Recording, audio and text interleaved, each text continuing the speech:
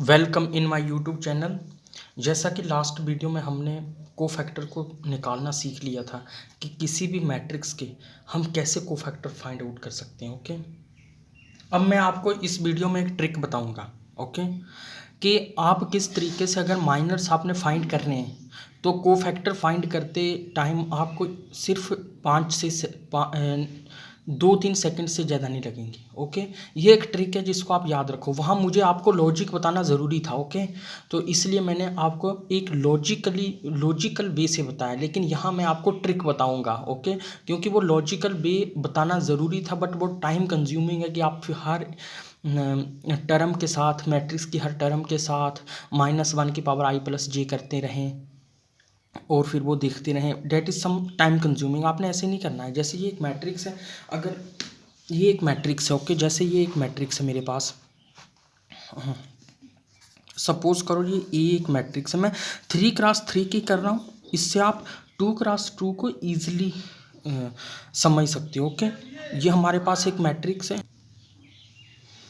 जैसे ये हमारे पास मैट्रिक्स है A11, A12, A13, A21, A22, A23, okay,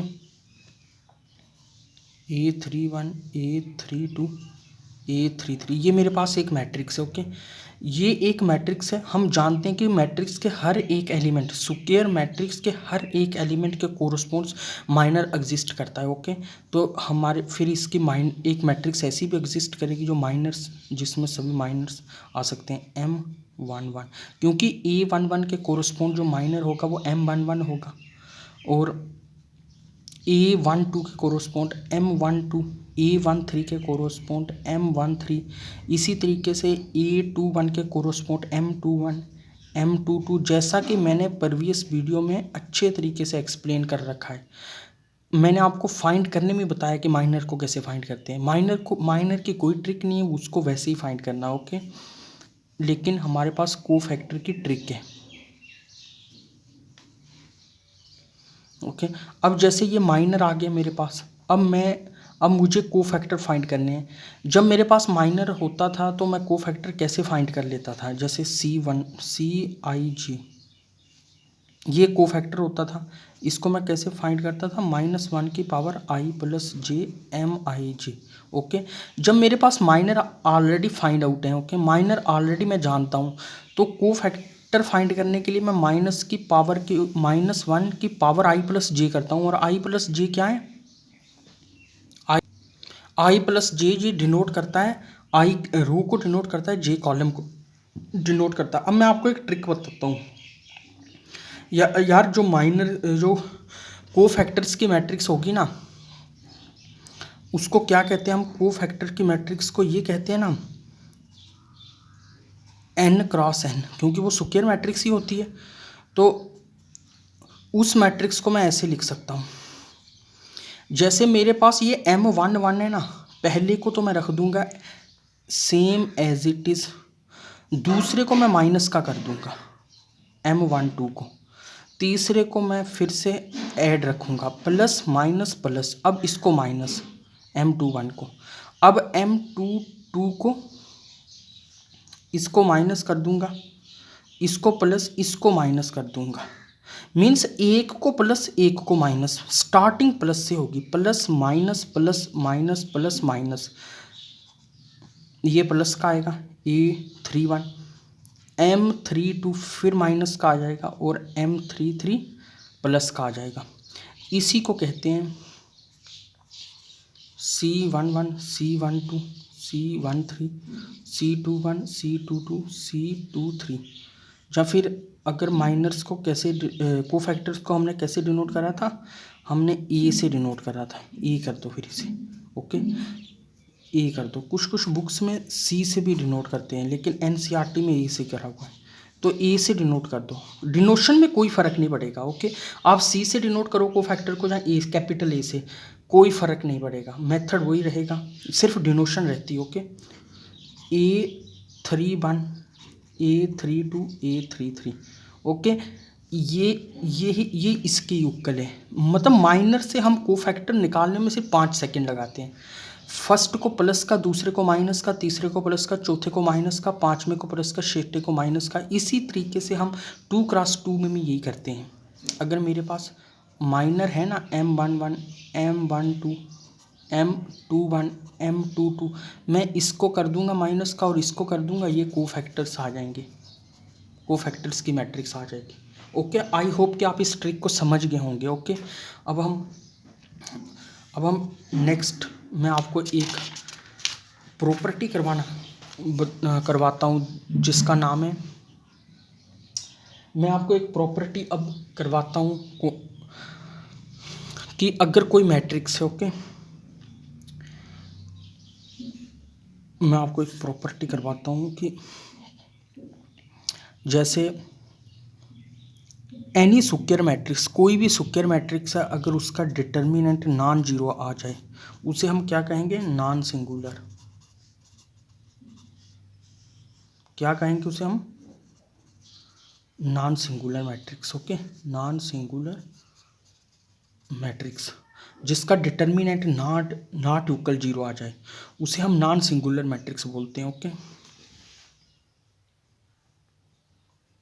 और जिसका डिटर्मिनेंट जीरो आ जाए उसे क्या कहेंगे, सिंगुलर। अगर डिटर्मिनेंट जीरो आ जाए उसे क्या कहेंगे, सिंगुलर। वो सिंगुलर मैट्रिक्स होगी हमारी। ओके, और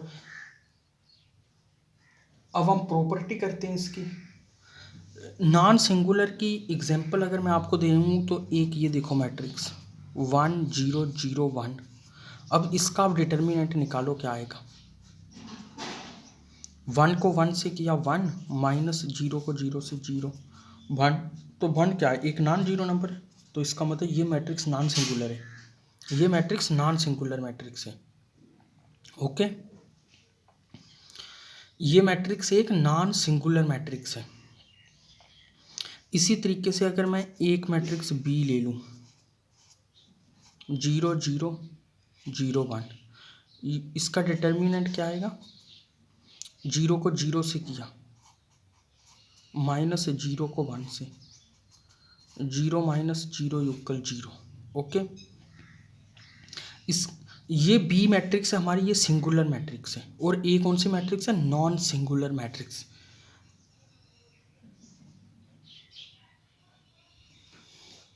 अगर हमारे पास दो मैट्रिक्स हैं, ओके, अगर मेरे पास ए मैट्रिक्स है जो नॉन सिंगुलर है, ये दूसरी प्रॉपर्टी है। अगर ये मेरे पास एक नॉन सिंगुलर मैट्रिक्स है और बी भी एक नॉन सिंगुलर मैट्रिक्स है, ओके, तो मैं क्या कहूँगा इसके प्रोडक्ट के बारे में।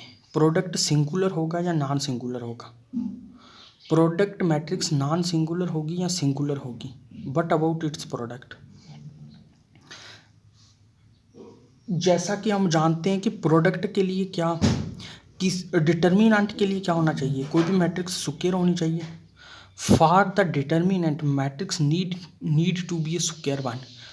नॉन स्क्वायर मैट्रिक्स का डिटर्मिनेंट फाइंड नहीं हो सकता। ओके, जब डिटर्मिनेंट फाइंड करने के लिए मैट्रिक्स का स्क्वायर होना ज़रूरी है तो एक बात तो पक्की है कि इनके डिटर्मिनेंट फाइंड आउट हैं और ये भी बताया हुआ है हमें कि नॉन जीरो हैं। जब इनके डिटर्मिनेंट फाइंड हैं तो यहाँ से इस बात की हमें सबूत मिल गया, प्रूफ मिल गया कि ए स्क्वायर मैट्रिक्स और बी भी अपने आप में कोई स्क्वायर मैट्रिक्स है। अब ये नहीं पता कि ए किस आर्डर की मैट्रिक्स और बी किस आर्डर की है, बट इतना पता है कि ये स्क्वायर है, तभी इसका डिटर्मिनेंट फाइंड हुआ है। अगर स्क्वायर ना होती तो डिटर्मिनेंट तो फाइंड हो नहीं सकता था। ओके, तो अब हमने बात करनी कि प्रोडक्ट है, जो प्रोडक्ट है वो सिंगुलर है या नॉन सिंगुलर है, उसको हम कैसे देखें। ओके, जब ए नॉन सिंगुलर है, बी नॉन सिंगुलर है और ये स्क्वायर है, ये भी स्क्वायर है, तो प्रोडक्ट कब डिफाइन होगा। जैसा कि हम मैट्रिक्स यूनिट में हमने डिस्कस किया था कि प्रोडक्ट कब डिफाइन होता था, जब m cross n b k cross l columns of A should be equal to the rows of B. A के कॉलम्स बी की रोज के इक्वल होंगे तो यह प्रोडक्ट डिफाइन होगा, अगर ये इक्वल नहीं होंगे तो प्रोडक्ट डिफाइन नहीं होगा। अब जैसे हमें पता है ए क्या है, स्क्वायर मैट्रिक्स है, बी भी स्क्वायर मैट्रिक्स है। अगर ए कोई मैट्रिक्स है एल क्रॉस एल की, क्योंकि स्क्वायर होती है तो रो तो कॉलम सेम होते हैं, और बी कोई है एम क्रॉस एम की, तो ए बी के डिफाइन होने के लिए, ए बी के डिफाइन होने के लिए एल को एम के बराबर होना पड़ेगा। ओके, एल को एम के बराबर होना पड़ेगा ए बी का प्रोडक्ट डिफाइन होने के लिए। तो इसका मतलब अगर हम एल को एम के बराबर ले लें तो दोनों मैट्रिक्स सेम आर्डर की हो जाएंगी। इसी वे से हमारी थ्योरम की स्टेटमेंट बनेगी। अब ये हमारी थ्योरम बन जाएगी इसी तरीके से। क्या थ्योरम बनेगी? If A and B are non singular matrices and they are of same order, then their product is also non singular. अगर ए भी नॉन सिंगुलर है, बी भी नॉन सिंगुलर है, और वो सेम ऑर्डर के मैट्राइसेस हैं, ओके, सेम ऑर्डर के मैट्राइसेस हैं, तो उनका प्रोडक्ट है जो वो भी नॉन सिंगुलर होगा। मीन्स ए भी नॉन सिंगुलर होगा और बी ए भी नॉन सिंगुलर होगा। Okay, provided that they have the same order. If they have no same order then nothing can be claim. Thanks for watching the video. Please share as much as you can. And I am requesting right now as a student to you. Please share as much as you can, as I am doing for you during this pandemic, in order to continue your education. Thanks for watching the video.